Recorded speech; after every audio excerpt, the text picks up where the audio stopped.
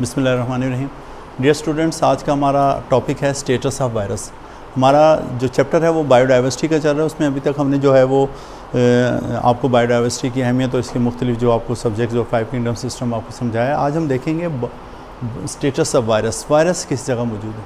देखें, साइंस के अंदर बहुत से ऐसे हमारे पास कॉन्सेप्ट्स हैं जिनको अक्ल तस्लीम नहीं करती, लेकिन फिर भी हमें इन्हें दुरुस्त मानना पड़ता है। ठीक है, जैसे कि केमिस्ट्री में अगर आप देखें एवोगाड्रो नंबर है, ये इतनी बड़ी तादाद है 6.02 × 10⁻23, जिसे आज तक कोई काउंट ही नहीं किया जा सका, लेकिन हम इसे दुरुस्त मानते हैं। बायो के अंदर भी इसी तरह का एक कॉन्सेप्ट मैं आपके सामने पेश करने लगा हूँ, और वो है वायरस। वायरस का लफ्ज़ जो है ये इसका लैटिन वर्ड्स में अगर हम देखें ये मतलब बनता है पॉइज़न, और हम इसको वायरस इसलिए कहते हैं क्योंकि वायरस का आज तक कोई फ़ायदा नज़र नहीं आया। हमेशा ये किसी न किसी जानदार में, चाहे वो पौधा है, जानवर है, यूनिसेलुलर है, मल्टी सेलुलर है, उनके अंदर बीमारी पैदा करता है, और इसी वजह से हमने इसको वायरस का लफ्ज़ दे दिया। एक साइंटिस्ट था रॉबर्ट हुक, उसने अपनी एक हैंड में एक फर्स्ट जिसको आप कह सकते हैं माइक्रोस्कोप बनाई थी, और उसके नीचे जब वो तंबाकू के पत्तों को मुताला कर रहा था तो उसे उन पत्तों में कुछ क्रिस्टल्स नज़र आए। क्रिस्टल्स का आपको पता है कि क्रिस्टलाइजेशन जो है ये नॉन लिविंग थिंग्स की सबसे बड़ी प्रॉपर्टी है। उसने यही कंसीडर किया ये कोई नॉन लिविंग थिंग, कोई सॉल्ट है। लेकिन जब उसने पत्तों को काटना शुरू किया तो कुछ क्रिस्टल्स पत्तों के अंदर गिर गए, और फौरी तौर पे उन्होंने अपने आप को डिवाइड करना शुरू कर दिया।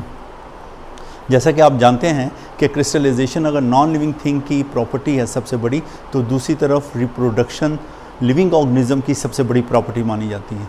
यानी इन क्रिस्टल्स में ये दोनों प्रॉपर्टीज़ मौजूद थी, लिविंग की भी और नॉन लिविंग की भी। इसी वजह से हम कहते हैं कि वायरसेस जो है वो बॉर्डर लाइन पर है, लिविंग और नॉन लिविंग के दरमियान में कोई चीज़ है।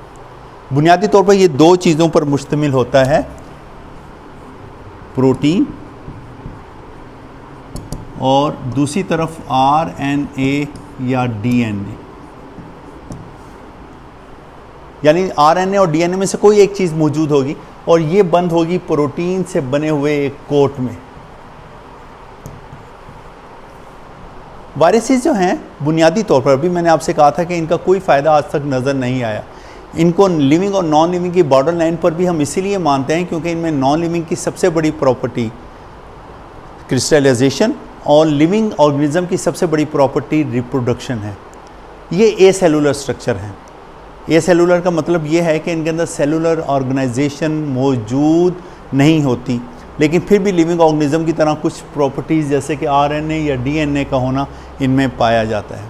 और ये RNA या DNA जो हैं ये इनके प्रोटीन से बने हुए कोट में मौजूद होते हैं। आम हालात में ये रिप्रोडक्शन नहीं करते। रिप्रोडक्शन सिर्फ उस वक्त करेंगे जब किसी लिविंग ऑर्गेनिज्म के लिविंग सेल के अंदर दाखिल होंगे। जब भी ये सेल से बाहर होंगे ये क्रिस्टल्स की शक्ल में आपको मिलेंगे। जैसे ही किसी सेल लिविंग सेल के अंदर दाखिल होंगे फौरी तौर पर अपनी रिप्रोडक्शन करना शुरू कर देते हैं। बुनियादी तौर पर इनकी दो टाइप्स भी हमें आज तक नज़र आई हैं। एक को हम कहते हैं प्रायॉन्स और वायराइड्स। प्रायॉन्स जो हैं वो सिर्फ प्रोटीन से मिलकर बनते हैं, जबकि वायराइड्स सर्कुलर RNA से मिलकर बनते हैं। और ये दोनों, चाहे वो प्रायॉन्स हों या वायराइड्स हों, ये हमेशा मुख्तलिफ जानदारों में, पौधों में या जानवरों में मुख्तलिफ बीमारियों का सबब बनते हैं। अक्सर ये सवाल भी आता है कि why virus have this name, तो आपने बताना है कि वायरस जो है वो लैटिन वर्ड है जिसका मतलब होता है पॉइज़न, और पॉइज़न जहर को कहते हैं। और वायरसेस ने आज तक बनी नौ इंसान को, ह्यूमन बींग्स को कोई फ़ायदा नहीं पहुंचाया।